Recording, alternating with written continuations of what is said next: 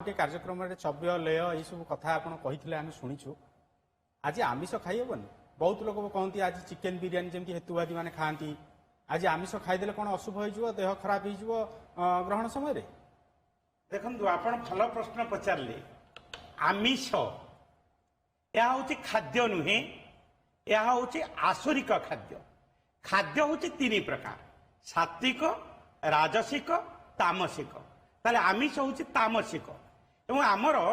पांजी निर्दिष्ट करा जायछि अमावास्या एवं पूर्णिमा आमिष खाइबा को बारण करा जायछि जेंते प्रतिपदारे पानी कखारु खाइबा पई मना करा जायछि द्वितीय तिथि रे बोईती कखारु खाइबा पई मना करा जायछि तृतीय तिथि रे पोटଳ खाइबेनी चतुर्थी रे मूला खाइबेनी पंचमी रे बेल खाइबेनी तेणुकर एमती आमर सब तिथि गुड़िक बारण कर दिया जायछि ठीक सेही बड़ी भाव रे अमावास्या एवं पूर्णिमा आमिष खाद्य को वर्जन करा जाय पुणी आज कौन होइछि ना जेहेतु आमर पाक कार्य संपादन करिबा पाई आपण कहंती देखिबे आज तोर मन भल नाही करे आज तोर कौन होइछि ताले आमर मनर कारक होउछंती चंद्र मातृकार कहउछंती चंद्र आमे प्रभु जगन्नाथ कोटि ओडियार मौरमणि प्रात स्मरणीय चिर वंदनीय प्रभु जगन्नाथ गोटे दक्षिण नेत्र हूँ सूर्य नेत्र बाम नेत्र हूँ चंद्र नेत्र तेणुक जितेबाला चंद्र केतुयुक्त हो जाती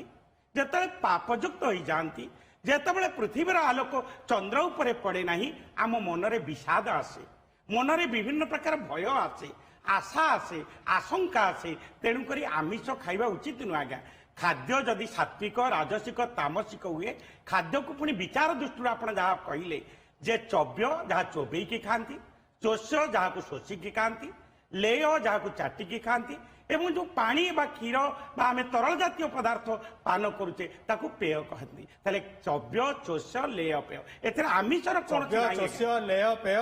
बढ़िया सुंदर भाव में बुझेले आमर गोटे प्रश्न पंडित निरंजन महापात्र आपण आमिष खाती